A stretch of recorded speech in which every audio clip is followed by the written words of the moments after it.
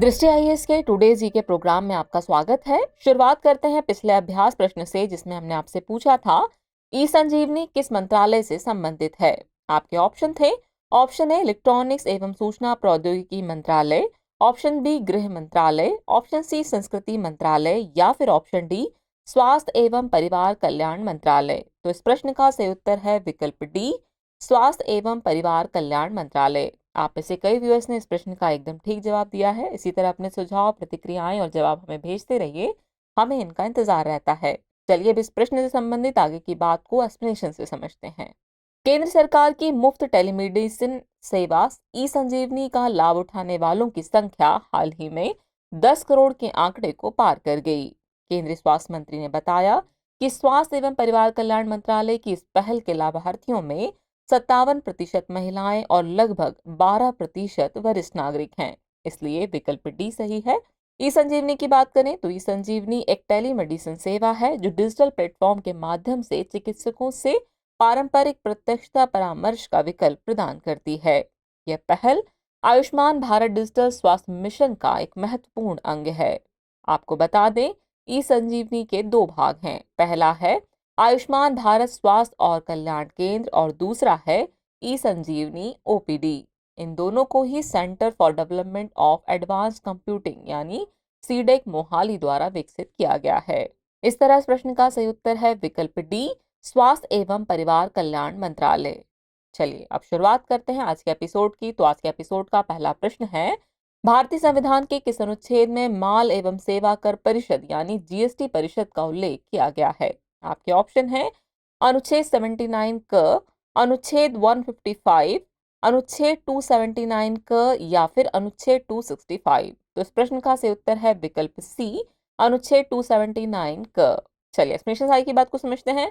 हाल ही में केंद्रीय वित्त मंत्री निर्मला सीतारमण की अध्यक्षता में जीएसटी परिषद की 49वीं बैठक नई दिल्ली में संपन्न हुई। भारतीय संविधान के अनुच्छेद 279 क में कहा गया है कि राष्ट्रपति माल और सेवा कर परिषद कहलाने वाली एक परिषद का गठन करेंगे। अतः विकल्प सी सही है। इसका गठन 101वें संविधान संशोधन अधिनियम 2016 के तहत किया गया है। माल और सेवा कर परिषद में निम्नलिखित सदस्य शामिल होते हैं। इनमें शामिल है अध्यक्ष के रूप में केंद्रीय वित्त मंत्री, सदस्य के रूप में राजस्व या वित्त के प्रभारी राज्य मंत्री, वित्त या कराधान के प्रभारी मंत्री या प्रत्येक राज्य सरकार द्वारा सदस्य के रूप में नामित कोई अन्य मंत्री। इस तरह इस प्रश्न का सही उत्तर है विकल्प सी, अनुच्छेद 279 क। अगला प्रश्न है, कूनो राष्ट्रीय उद्यान के संबंध में निम्नलिखित कथनों पर विचार कीजिए। कथन 1 है, इस राष्ट्रीय उद्यान में उत्तरी उष्णकटिबंधीय शुष्क पर्णपाती वन पाए जाते हैं। कथन 2 है, यह मध्य प्रदेश के उत्तर पूर्व में स्थित है। उपर्युक्त कथनों में से कौन सा सही कथन सही है या फिर है? आपके ऑप्शन है केवल एक, केवल दो, एक और दो दोनों, और न तो एक न ही दो। तो इस प्रश्न का सही उत्तर है विकल्प ए, यानी केवल एक कथन ही सही है। चलिए एक्सप्रेशन सारी की बात को समझते हैं। बीती 18 फरवरी को दक्षिण अफ्रीका से 12 चीतों को मध्य प्रदेश के कूनो राष्ट्रीय उद्यान लाया गया।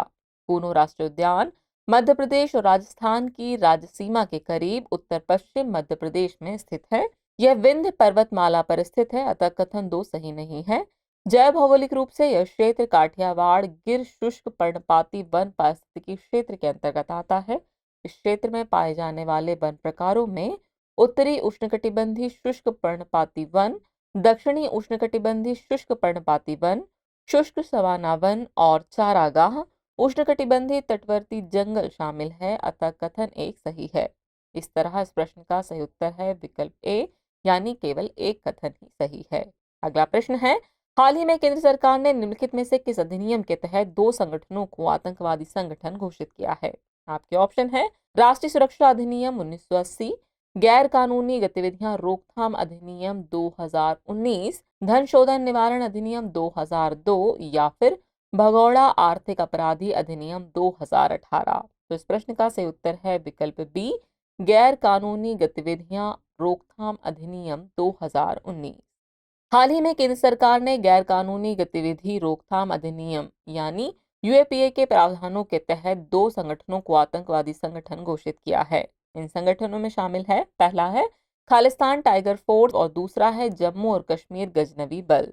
आपको बता दें, खालिस्तान टाइगर फोर्स यह संगठन पंजाब में लक्षित हत्याओं सहित आतंकवाद के विभिन्न कृत्यों को बढ़ावा देता है। वहीं जम्मू और कश्मीर गजनवी बल या घुसपैठ की कोशिशों, नशीले पदार्थों और हथियारों की तस्करी और केंद्र शासित प्रदेश जम्मू कश्मीर में आतंकी हमलों को अंजाम देने में लिप्त पाया गया है। अतः विकल्प बी सही है। आतंकवाद के प्रति भारत की जीरो टॉलरेंस नीति को आगे बढ़ाने के लिए केंद्र सरकार ने अगस्त 2019 में गैर कानूनी गतिविधियां रोकथाम अधिनियम यानी यूएपीए में संशोधन किया।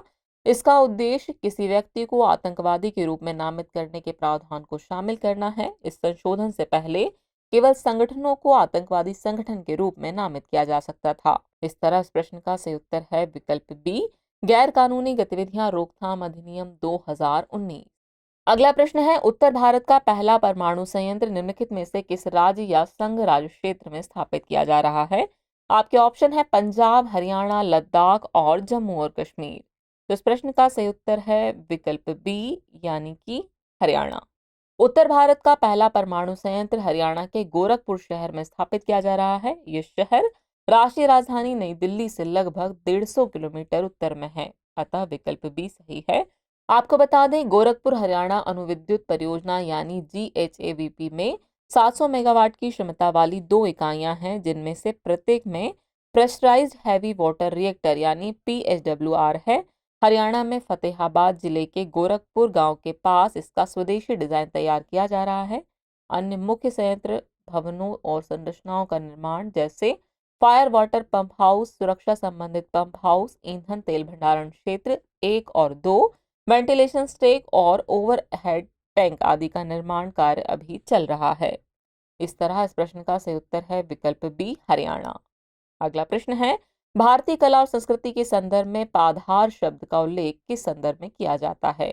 आपके ऑप्शन है साहित्य, लोक चित्रकला, लोक नृत्य या फिर लोक संगीत। तो इस प्रश्न का सही उत्तर है विकल्प सी लोक नृत्य।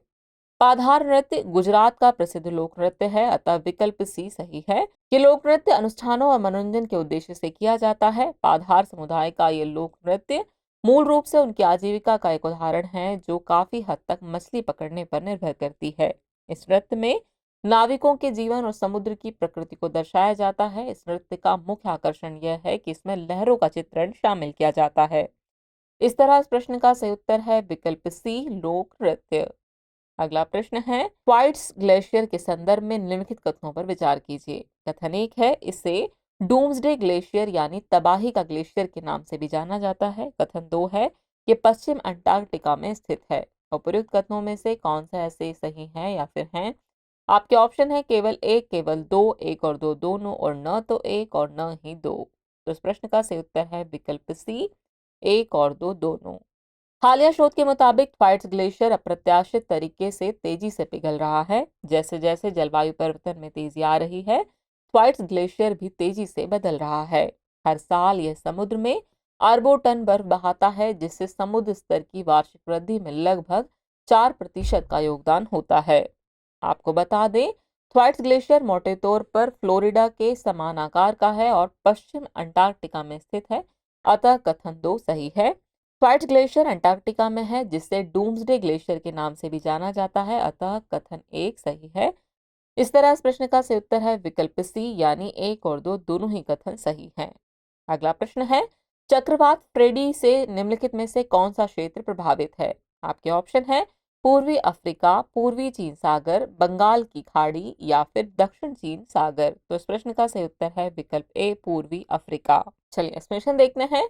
सबसे शक्तिशाली उष्णकटिबंधीय तूफान चक्रवात फ्रेडी मेडागास्कर के पूर्वी तट की ओर बढ़ रहा है। अतः विकल्प ए सही है। फ्रांसीसी राष्ट्रीय मौसम विज्ञान सेवा ने फ्रेडी को तीव्र उष्णकटिबंधीय चक्रवात के रूप में वर्णित किया है। चलिए जानते हैं उष्णकटिबंधीय चक्रवात के बारे में। तो उष्णकटिबंधीय चक्रवात एक तीव्र गोलाकार तूफान है, जो गर्म उष्णकटिबंधीय महासागरों में उत्पन्न होता है और कम वायुमंडलीय दबाव, तेज हवाएं और भारी बारिश इसकी विशेषताएं हैं। उष्णकटिबंधीय चक्रवातों की विशिष्ट विशेषताओं में एक चक्रवातों की आग या आई या केंद्र में साफ आसमान, गर्म तापमान और कम वायुमंडलीय दबाव का क्षेत्र होता है। इस प्रकार के तूफानों को उत्तरी अटलांटिक और पूर्वी प्रशांत में हरिकेन और दक्षिण पूर्व एशिया एवं चीन में टाइफून कहा जाता है। दक्षिण पश्चिम प्रशांत और हिंद महासागर क्षेत्र में से उष्णकटिबंधीय चक्रवात और उत्तर पश्चिमी ऑस्ट्रेलिया में विली विलीज कहा जाता है। इन तूफानों या चक्रवातों की गति उत्तरी गोलार्ध में घड़ी की सुई की दिशा के विपरीत यानी वामावर्त या काउंटर क्लॉकवाइज और दक्षिणी गोलार्ध में दक्षिणावर्त यानी क्लॉकवाइज होती है। इस तरह इस प्रश्न का सही उत्तर है विकल्प ए, पूर्वी अफ्रीका। अगला प्रश्न है, निम्नलिखित देशों पर विचार कीजिए। पहला इराक, दूसरा ईरान, तीसरा तुर्की। उपरोक्त देशों में से किस देश की सीमा सीरिया से लगती है? आपके ऑप्शन है केवल एक, केवल दो, केवल एक और तीन या फिर एक, दो और तीन। तो इस प्रश्न का सही उत्तर है विकल्प सी, केवल एक और तीन। हाल ही में सीरिया के मध्य रेगिस्तानी प्रांत होम्स में एक हमले में कम से कम 53 नागरिक मारे गए। सीरिया दक्षिण पश्चिम एशिया में भूमध्य सागर के पूर्वी तट पर स्थित देश है। इसके क्षेत्र में गोलन हाइट्स का क्षेत्र शामिल है, जिस पर 1967 से इजराइल का कब्जा है। इसकी राजधानी दमिश्क है, जो बर्दा नदी पर स्थित है। सीरिया निम्नलिखित देशों से घिरा है: उत्तर में तुर्की से या तुर्की से, पूर्व और दक्षिण पूर्व में इराक से, दक्षिण में जॉर्डन और दक्षिण पश्चिम में लेबनान और इजराइल से। इस तरह इस प्रश्न का सही उत्तर है विकल्प सी, केवल एक और तीन। चलिए हम पहुंच गए हैं एपिसोड के अंतिम प्रश्न पर। तो अंतिम प्रश्न है, भारतीय पेंगोलिन का आईयूसीएन स्टेटस क्या है? आपके ऑप्शन है least concern, critically endangered, endangered या फिर वल्नरेबल। तो इस प्रश्न का सही उत्तर है विकल्प सी, एंडेंजर्ड। ट्रैफिक और world wide fund for nature India की हालिया रिपोर्ट के मुताबिक वर्ष 2018-2022 तक भारत में अवैध वन्यजीव व्यापार के लिए 1203 पेंगोलिन का शिकार किया गया था।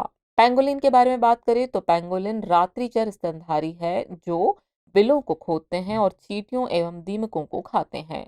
यह पारिस्थितिकी तंत्र प्रबंधन में महत्वपूर्ण भूमिका निभाते हैं। पेंगोलिन के केराटिन के बने शेल्क होते हैं, जो उनके पूरे शरीर को ढकते हैं और खतरे की स्थिति में तो वे अपनी सुरक्षा के लिए गेंद की भांति रोल हो सकते हैं।